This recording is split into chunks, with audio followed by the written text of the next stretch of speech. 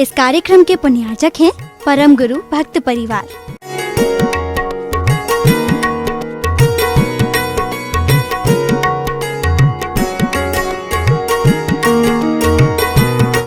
महानुभावों, हमारे आचार्यों ने पंडित की व्याख्या की है। पंडित कौन है? उसके लिए एक श्लोक दिया है। गुरु शुश्रूषया जन्म चित्तम सध्यान चिंतया धनोपयोग सत्पात्रे यस्य याति स पंडितः। गुरु शुश्रूषया जन्म, जिसका जन्म गुरु सेवा में गया है, जाता है, वह पंडित है। जो पूजा पाठ करता कराता है, विधि विधान करता है, पंच कल्याणक प्रतिष्ठाएं तो कराता ही है, लेकिन जिसका जन्म गुरु सेवा में जाता है वह पंडित है। पंडित का मतलब होता है पंडा बुद्धि रेशाम ते पंडितः, जिनके पास में बुद्धि होती है, ज्ञान होता है, विवेक होता है, सदाचार युक्त होता है, चारित्रवान होता है, वह पंडित कहलाता है। पंडित जो अपने हृदय में दूसरों की तीव्र पीड़ा को दूर करता है वह पंडित है। जो संसार सागर के पार करने संबंधी विवेक की पटुता जिसके पास में है, जो चेतन तत्व हुई शाश्वत एवं निर्मल ऐसा जो जानता है वह पंडित है। 4 प्रकार के गुरु होते हैं। एक तो माता पिता, दूसरे लौकिक गुरु, तीसरे शिक्षा गुरु और विद्या गुरु और आध्यात्मिक गुरु। क्योंकि गुरु के द्वारा हमें अपने जीवन में जन्म मिलता है। सर्वप्रथम माता पिता ने हमें जन्म दिया और माता पिता ने जन्म दिया और जन्म के बाद जो है हमें अपने जीवन में किस प्रकार से उन्होंने सार संभाल करी, हमको लिखाया, हमको पढ़ाया, होशियार किया, ये हमारे माता पिता हमारे गुरु है। शिक्षा गुरु कैसे उठना, कैसे बैठना, कैसे चलना, कैसा व्यवहार करना, नाना प्रकार की हितकारी शिक्षा हमें अपने जीवन में उनके द्वारा मिलती है, वे शिक्षा गुरु कहलाते हैं। विद्या गुरु जिनके पास में हम नाना प्रकार के विद्याओं का अध्ययन करते हैं, वे हमारे विद्या गुरु हैं। और आध्यात्मिक गुरु जो हमें दूसरा जन्म प्रदान करते हैं, जिसे द्विजन्मा कहा जाता है, ऐसा द्विजन्म दूसरा जन्म हमें आध्यात्मिक गुरु के माध्यम से प्राप्त होता है। ये आध्यात्मिक गुरु जब हमें अपने जीवन के अंदर मिल जाते हैं तो हमारा कायाकल्प हो जाया करता है। हम अपने जीवन में संसार समुद्र से पार हो जाया करते हैं, जहाँ जिसका जन्म गुरु सेवा में जाता है वह पंडित है। हम देखते हैं कि सेवा हर कोई नहीं कर सकता है।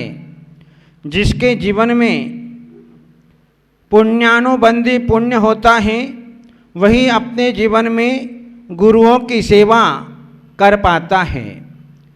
सेवा करने के लिए हमें समर्पण भाव की आवश्यकता होती है। जहाँ सेवा समर्पण होता है वहीं पर इंसान अपने जीवन में श्रद्धा भक्ति से युक्त होकर के वह सेवा अपने जीवन के अंदर करता है। जहाँ सेवा कैसे करें? सेवा हम आहार दान के माध्यम से, ज्ञान दान के माध्यम से, औषध दान के माध्यम से और वसतिका दान के माध्यम से हम सेवा करें। शरीर के द्वारा, द्रव्य के द्वारा और भक्ति से हम अपने जीवन में सेवा करें। क्योंकि जहाँ गुरुओं की सेवा की जाती है उन गुरुओं की सेवा से हमारे अपने जीवन में उनके द्वारा जो आशीर्वाद मिलता है उस आशीर्वाद से उस भक्त की, उस शिष्य की नैया पार हो जाया करती है। जहाँ गुरु की सेवा होती है गुरु हम पर प्रसन्न होते हैं। गुरु का हमें वात्सल्य भाव मिलता है, गुरु से हमें प्रेम मिलता है। गुरु स्नेहो ही कामसु, हमारे छत्र चूड़ामणिकार ने छत्र चूड़ामणि ग्रंथ में कहा कि गुरु का स्नेह संपूर्ण इच्छाओं को पूर्ण करने वाला होता है। आने उस शिष्य के पास में किसी प्रकार की कोई कमी नहीं होती है। जब गुरु प्रसन्न हो जाते हैं तो गुरु प्रसन्न होने पर उसे मन चाही वस्तु अपने जीवन के अंदर मिल जाया करती है। इसलिए गुरु का स्नेह हम लोगों के लिए बहुत बड़ा वरदान होता है। गुरु की प्रसन्नता में शिष्य की प्रसन्नता होती है। इसलिए हमेशा गुरु को जो है प्रसन्न करना चाहिए। गुरु को प्रसन्न कैसे करें? तो उसका माध्यम है सेवा। नाना प्रकार की सेवाएं अपने जैन धर्म के अंदर दी है। सेवा क्यों करें? सेवा से हमारे मनोवांछित कार्य सिद्ध हुआ करते हैं। सेवा करने से हम पाप से बच जाया करते हैं। सेवा करने से हमें पुण्य की प्राप्ति होती है। सेवा करने से हमारा मन विशुद्ध होता है। सेवा करने से हमारा पुण्य का अनुभाग निरंतर बढ़ता चला जाता है। इसलिए हम अपने जीवन में गुरु की सेवा करें। जहाँ गुरु की सेवा की जाती है अचिंत्य फल की प्राप्ति होती है। हम अपने जीवन में कह नहीं सकते कल्प वृक्ष के समान वह सेवा उस भक्त को अपने जीवन के अंदर फल प्रदान करती है। जिस प्रकार से कल्प वृक्ष के पास में जाकर के तो याचना करने पर पदार्थों की प्राप्ति होती है, लेकिन गुरु सेवा से जो है हमें अपने जीवन में जो है वह सब कुछ प्राप्त हो जाता है। बिन मांगे अपने आप जो है बिना याचना किए हमें अपने जीवन में मिल जाया करता है। इसलिए गुरु सेवा कल्प वृक्ष के समान अचिंत फल को प्रदान करने वाली होती है। चिंतामणि रत्न के समान होती है। कामधेनु के समान हुआ करती है। जब हमारे उत्तर भारत में दुष्काल पड़ा 12 वर्ष के लिए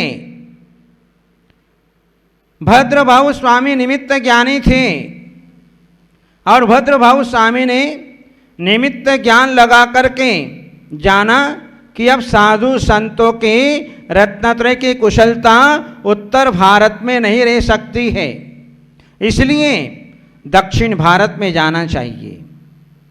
उस समय हमारे जैन धर्म का सम्राट चंद्रगुप्त मौर्य, जो जैन धर्म का अंतिम राजा हुआ,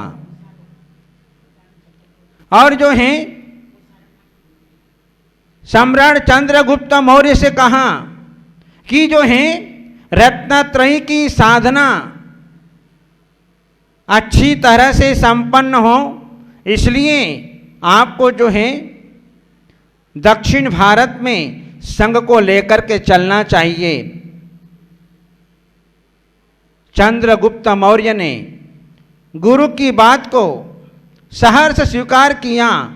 आज अपन देखते हैं कि गांव के अंदर यदि 2-4 साधु आ जाते हैं तो संभालना भारी पड़ जाता है। कौन चौका लगाएगा, कौन आहारदान देगा, कौन व्यवस्था करेगा, कौन चातुर्मास कराएगा, कई प्रकार की मीटिंगें हुआ करती हैं। लेकिन सम्राट चंद्रगुप्त मौर्य ने अपने जीवन में कोई चिंतन नहीं किया, बस गुरु भक्ति से प्रेरित होकर के, क्योंकि गुरु ने कहा है, क्योंकि वो जीव भाग्यशाली होता है जिन्हें अपने जीवन में गुरु का आदेश मिल जाता है और गुरु से मुख से निकला हुआ शब्द उसके लिए जो है ब्रह्म वाक्य बन जाया करता है।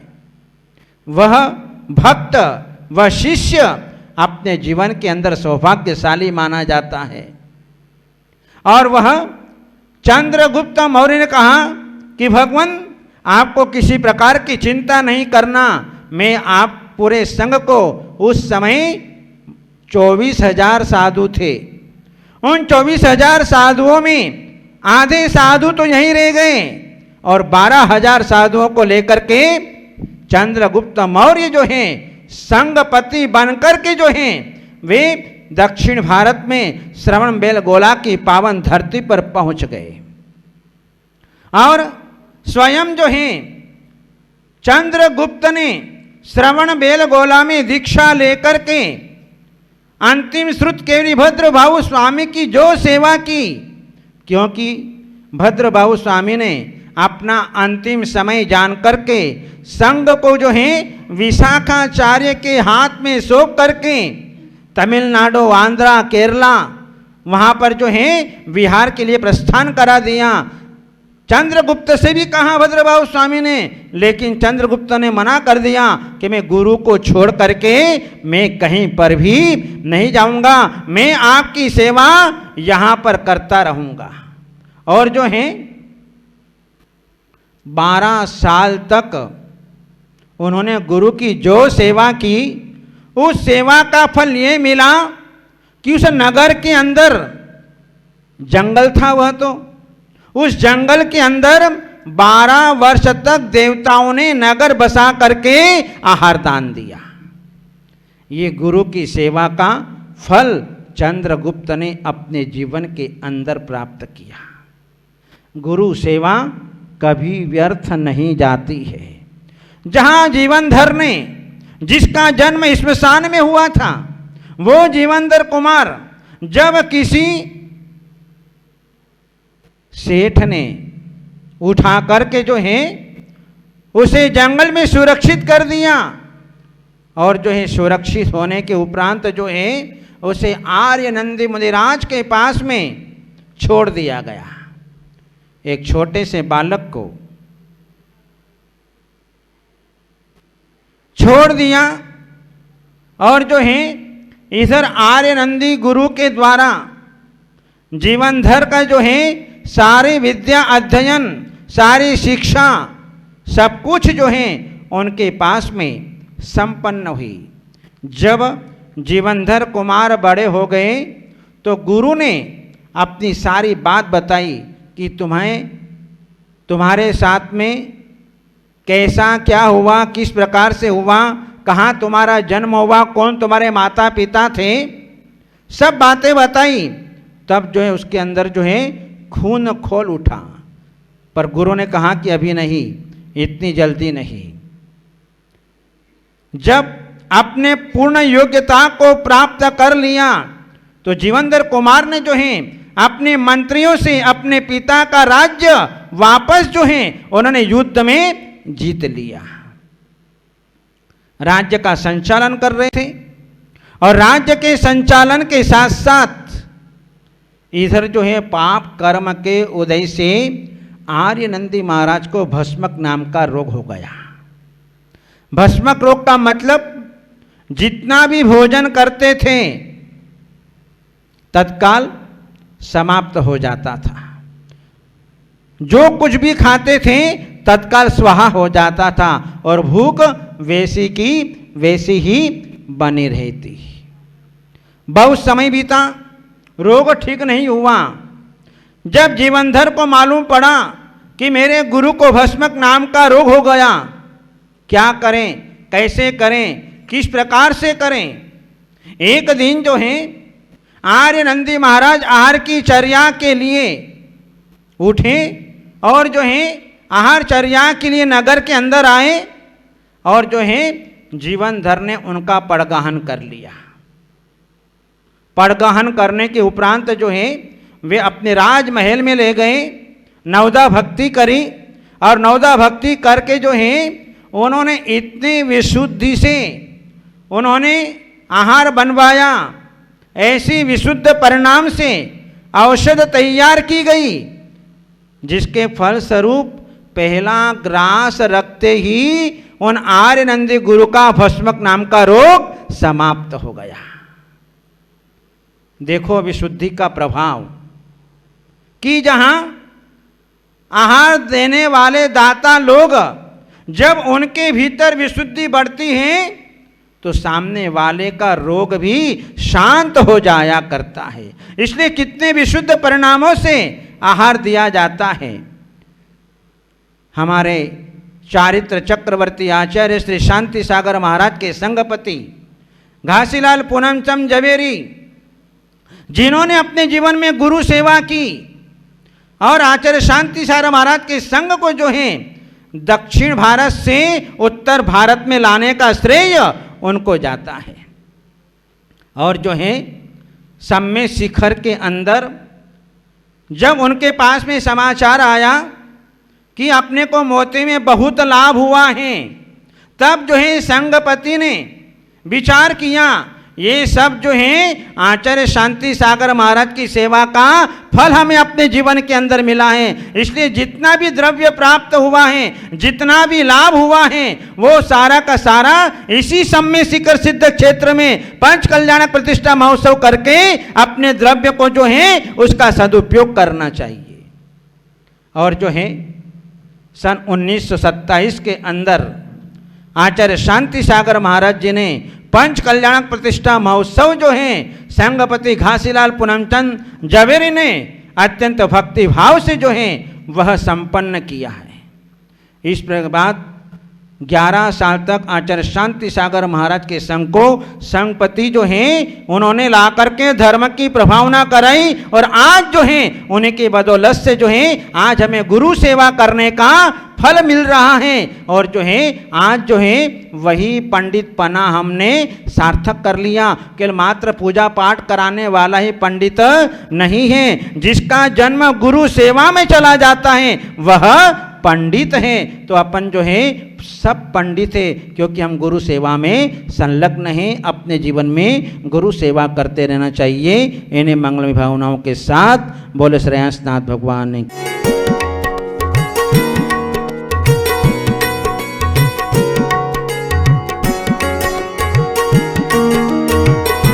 इस कार्यक्रम के पुण्यार्चक थे परम गुरु भक्त परिवार।